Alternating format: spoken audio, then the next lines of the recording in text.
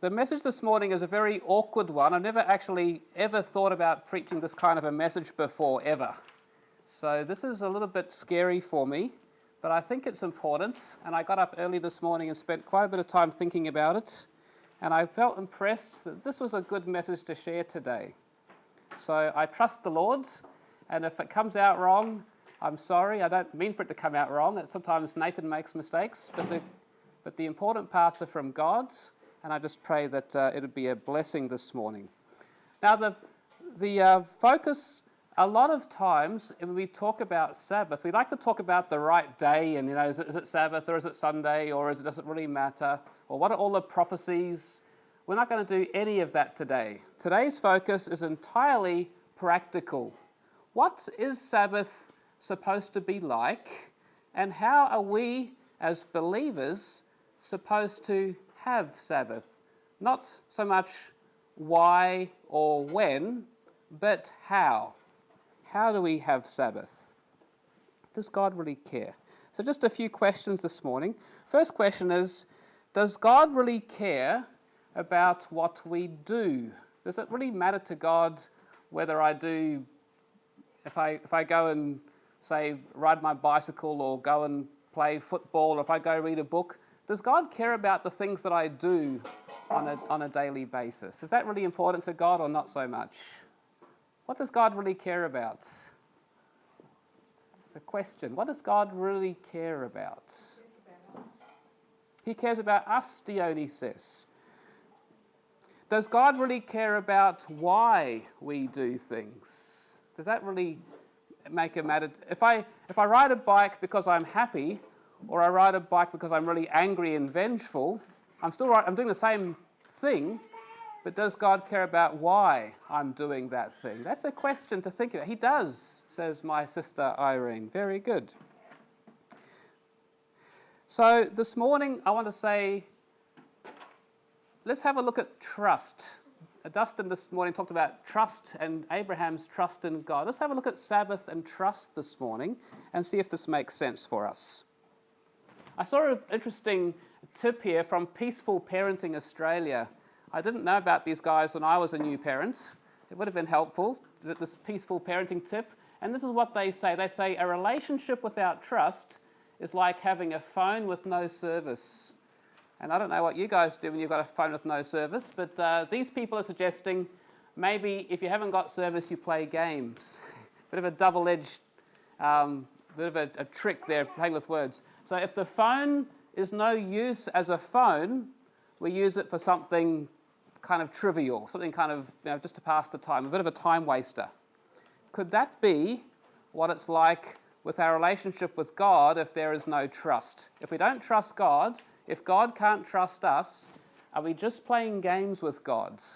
Or are we really getting through on the phone? That's a question. Let's have a look here at Micah chapter 6, verse 6 to 8. And maybe it'd be good to read this one together. Let's just see what it says here. Let's go. With what shall I come to the Lord and bow myself before the God on high?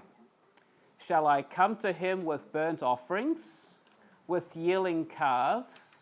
Does the Lord take delight in thousands of rams, in 10,000 rivers of oil?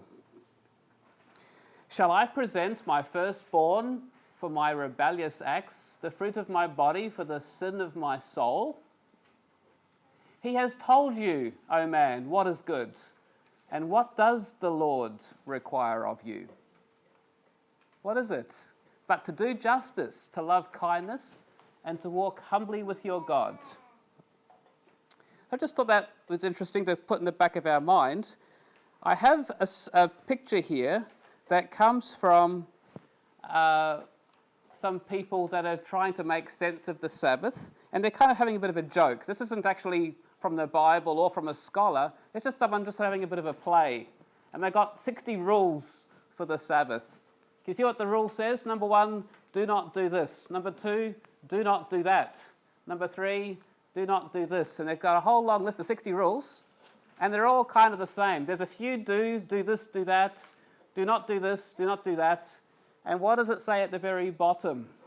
This is what these people are thinking. They're kind of being a bit sarcastic, or they're joking. They're saying, this day is for God, not for you, so you'd better do everything right. What do you think about it? Is that how God works? Does that make God happy? I don't think so. I don't think God does feel very happy about that, because we just said earlier, God is more interested in our heart. He's more interested in why we do things. It's not unimportant thinking about what we do, but it's really important to God what's inside the relationship, what's in the trust. Because if there's no trust, this telephone could be just a games telephone. It may not be an actual telephone. Okay, so we don't want to make a big long list today of do's and don'ts, but at the same time, there are some important principles to think about. Now, for my Jewish friends, and I mean this with great respect, my Jewish friends are very careful to observe the Sabbath. And they have 39 different types of activities that are considered to be prohibited on Sabbath. If you do anything in these 39 categories of things, then that's a problem for them. So you can see there, it's not good to build anything or burn anything on the Sabbath. It's not good to do any combing on the Sabbath. It's not good to do any dyeing or any erasing.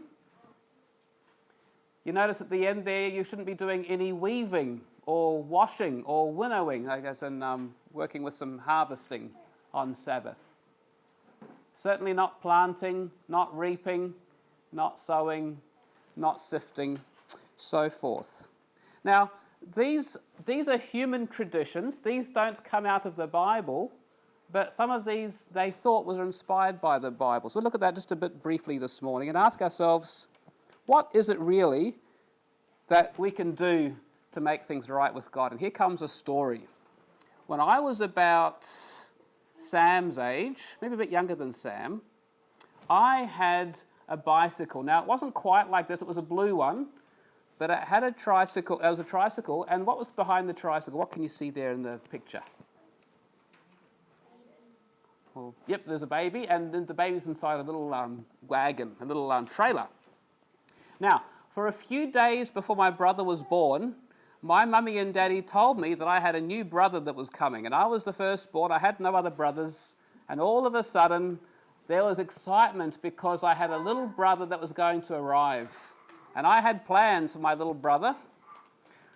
I was very excited the day my brother came home from the hospital. He came home wrapped up in a little blanket like this, and as soon as he came to the door, guess what I did? I went running out to the shed, because I had an important job to do. I went to the shed and I checked out my bicycle. I made sure it was ready to drive. I didn't need to check the tires because they don't have any air in them, but I checked the pedals, went round and round. I got the trailer, hooked it up, and I brought it out to the back porch, to the back doorstep. And I told Mum and Dad, I'm ready to take my baby brother for a ride. And my parents said, but wait, he's just a little baby. He's not old enough to ride in your cart yet. Maybe later. And I was thinking maybe 5 minutes later, but they were thinking longer than that. And as they said, no, Nathan, I'm sorry, he's too little. When he gets older, he can ride with you. How did I feel that day? What was going on in my heart, do you think? A little 2-year-old kid. What was I thinking? What would you think if you were dreaming about taking your favourite playmate for a ride in your favourite car, and it was illegal supposedly because your baby brother wasn't old enough? What does that really say about me, the older brother? I'm not competent. He had come back in the car with Mum and Dad. Mum and Dad were taking him all around the place, but I wasn't competent. They didn't trust me yet. Sorry, Mum and Dad. They thought it was cute, but they didn't think I was ready yet because I was only 2 and he was only first day home from the hospital. And I felt hurt. I was only 2, but I felt hurt because I wanted to do something fun with my brother. I wanted to play with him and show him all of the backyard. I wanted to take him out to the swing. I wanted to take him out to the trees and the grass and show him the sand pit. But he had to stay with Mum and Dad in the house. And I thought that was terribly boring and unfair.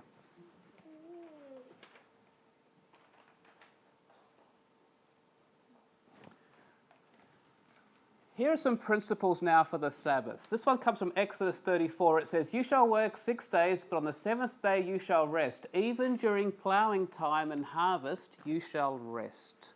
Why did God ask people to rest during plough time and harvest? What's special about plough time and harvest that God would say you need to rest? You don't stop working then. Normally you wouldn't stop working then, my friend says. Okay, very good. Thank you, Kamala.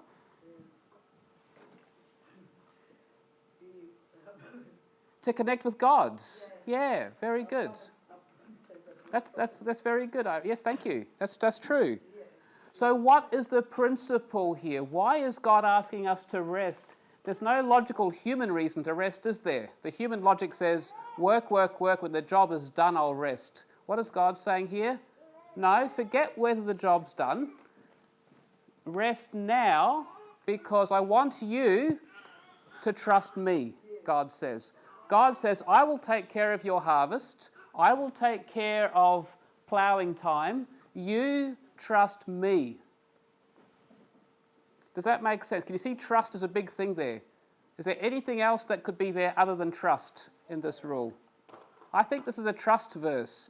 This verse is saying, it may not make sense to you, but even during plough time and harvest, that's when you need to have a rest. That's when you need to have a Sabbath. Even though you think you shouldn't, trust me, God says. Trust me.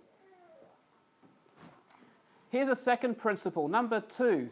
If because of the Sabbath you turn your foot from doing your own pleasure on my holy day and call the Sabbath a delight, the holy day of the Lord honourable, and honour it, desisting from your own, stopping from your own ways, from seeking your own pleasure, speaking your own word. Oops, I went too far.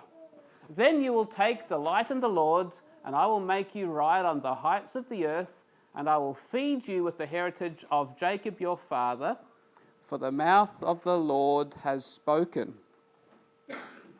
So what's the second principle? The first one seems to be, let's not work on the Sabbath during plough time and harvest. That's a good time to trust God. What's the second passage telling us? Isaiah 58, 13 and 14. What's the message here that God has for his people? What's he asking us to think about as we prepare, plan, arrange for the Sabbath? What's the wrong way to go about looking at the Sabbath? According to the screen here. Not putting me first. Not putting my own pleasures. Worshipping God first. Very good. So there's 2 principles. There's a trust principle, and there's a putting God and other people first, not me first. Very good. So we'll just sneak on now to the next slide, which is this one. And this is just what I spent in a few minutes pulling together 2 principles. Number 1, trusting God. Am I really putting God first, or am I just making sure? I can't tell you the number of times when I've had something come into my mind during Sabbath time saying, I just need to check on this, I just need to check on that. I wonder if this is okay, I wonder if that's okay. I wonder if I just need to do something else with my bank account, or if I just need to sort out something else with my neighbour, or something in the backyard that didn't quite finish up last night, or maybe I forgot something, with somebody else. All of these things I'm thinking, hang on a minute, I'll just do this, and then I'll rest and have my Sabbath. I'll just do a few more details, and then I'll trust God. Am I really putting myself first, or am I really trusting God to take care of the things that I care about? And the second one is pleasure. Now, pleasure is a good thing. God gives us pleasure, but on Sabbath he says, it shouldn't be about me first, should it?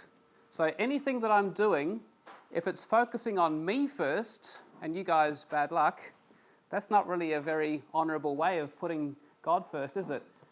Now, I've had some big temptations in the past. I got the Qantas ticket on the bottom there because I'm very careful with my money. It's amazing how many times tickets are cheaper on Sabbath. And I can tell you why that is.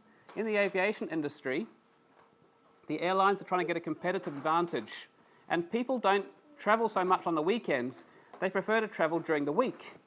But the airlines know that money talks. And if we have a low ticket price on the weekend, especially on Saturday, then people will be more likely to buy those tickets.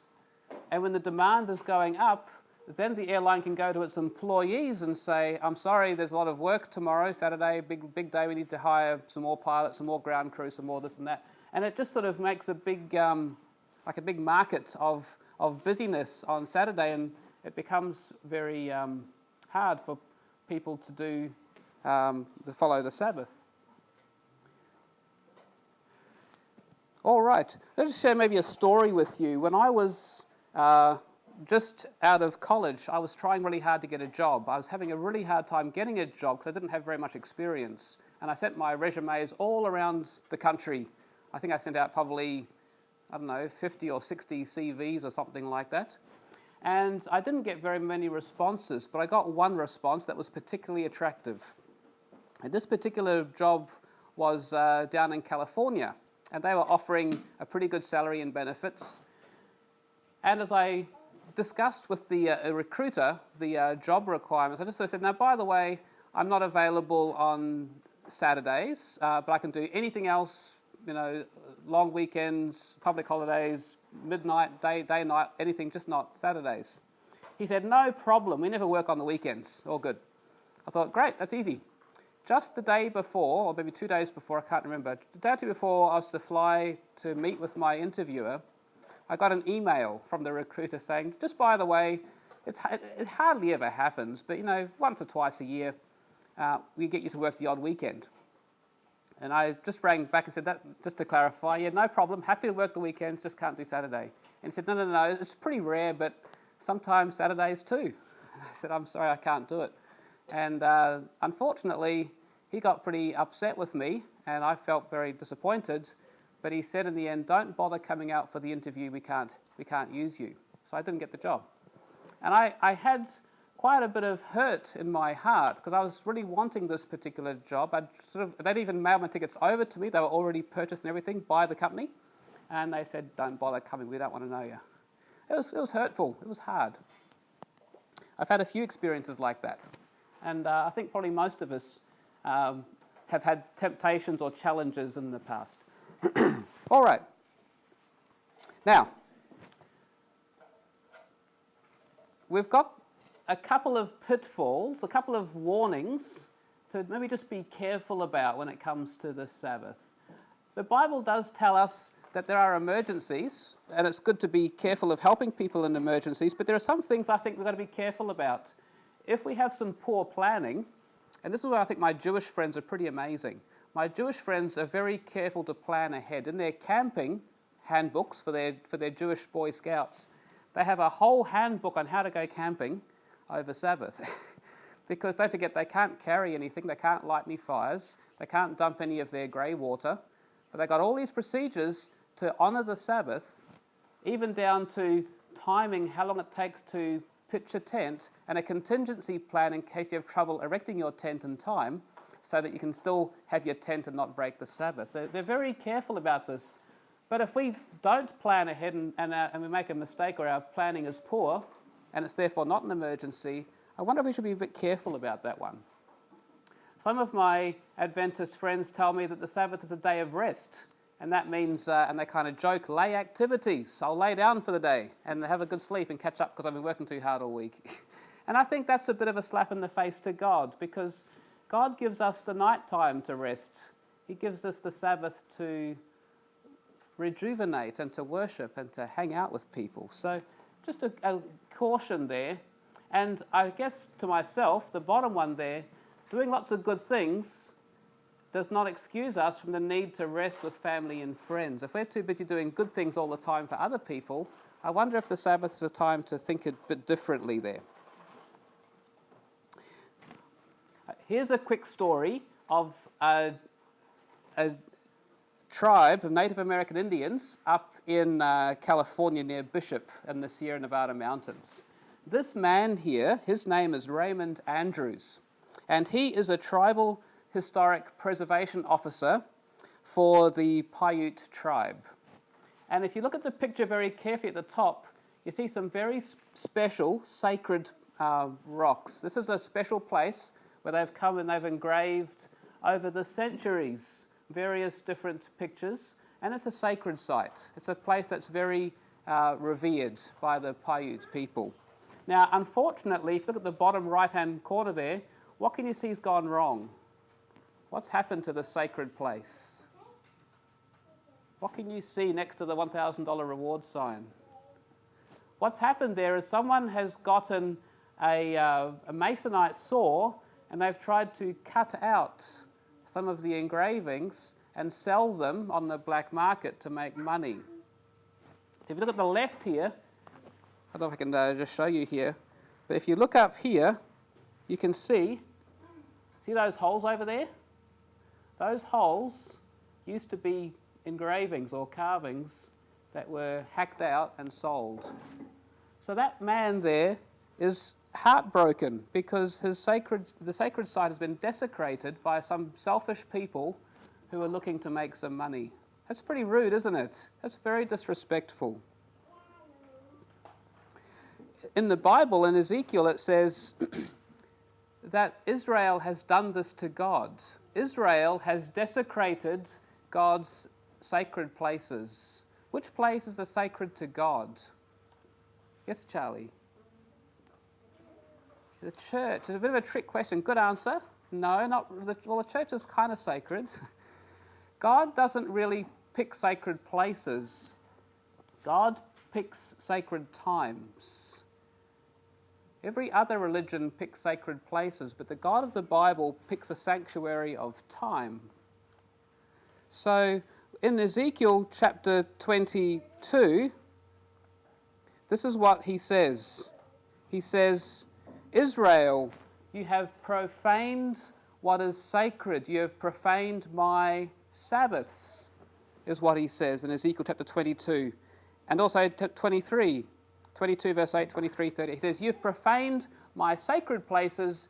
You have profaned my Sabbaths. Sabbaths, what we think about when we think about God's sacred places. He says also here, he says about Israel and the priests of God, her priests have done violence to my law. They have profaned my holy things. They have made no distinction between the holy and the regular, the profane.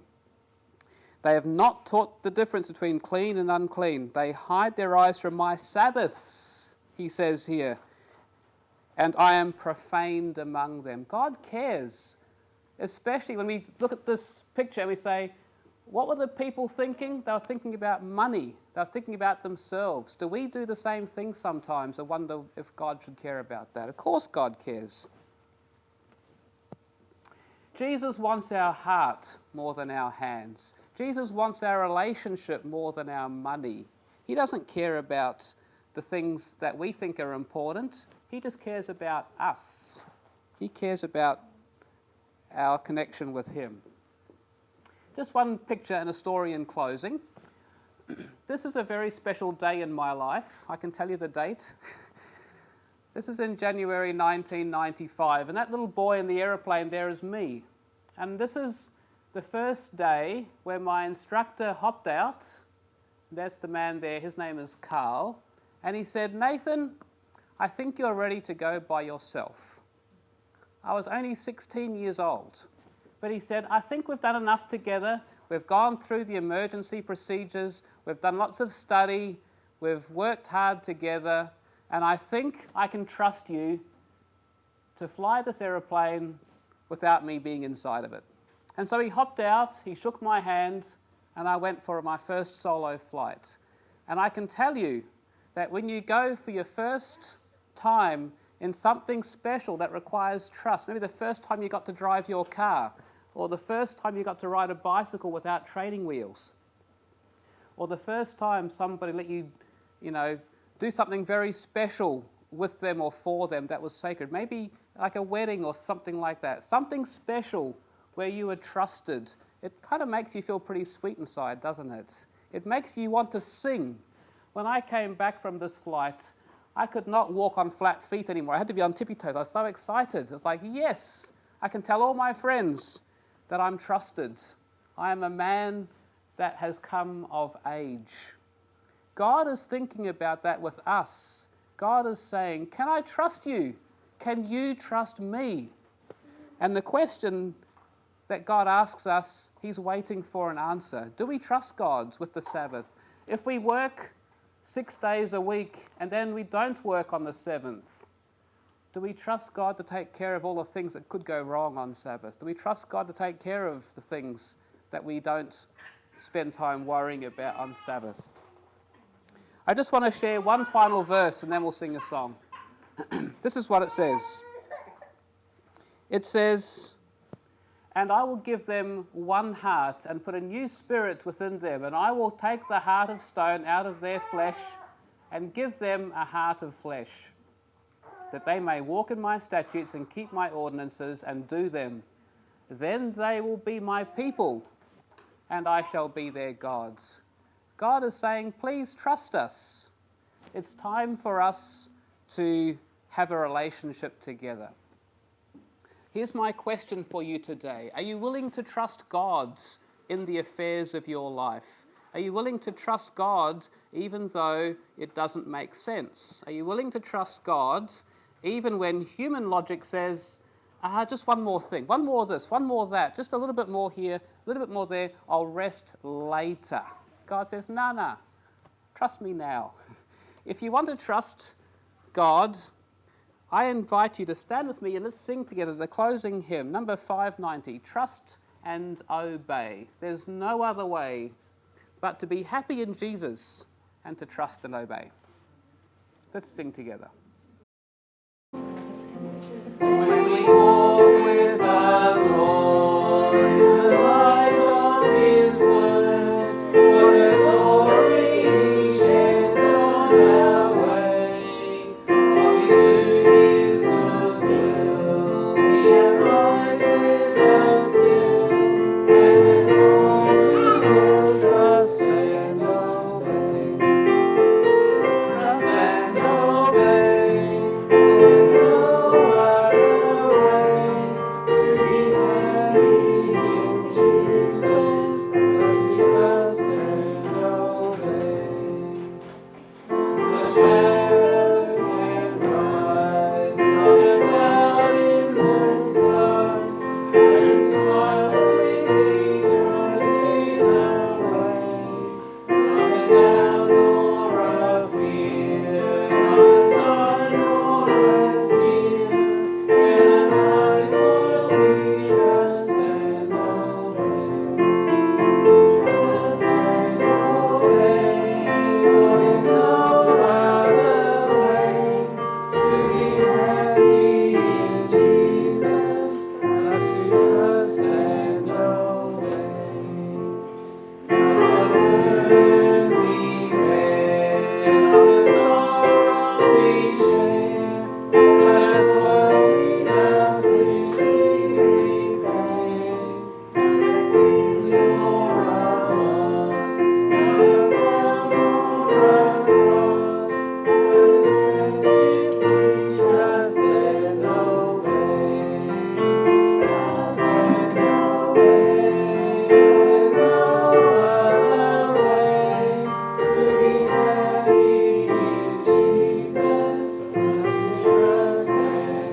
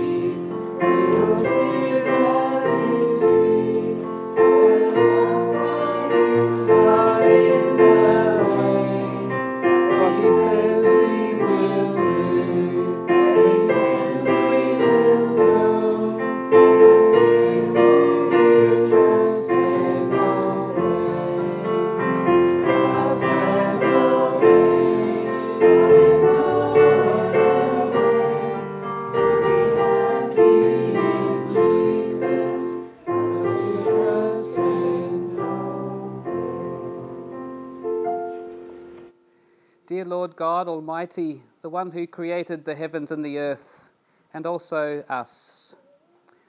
We have a hard time trusting you. Sometimes we think we know better. We have our own ideas and plans. And our human wisdom tells us that it makes more sense to just do a little bit more first and join up with you in just a few minutes. But Lord, it seems like you want us to trust you first and then do those things second.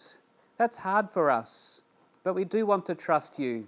We want to obey you, not because of fear or to earn anything, but because we want a relationship that is rich and joyous. We want to have our first solo flight with you, and we want to be so close and intimately connected with you that we can hear your heart beating in ours.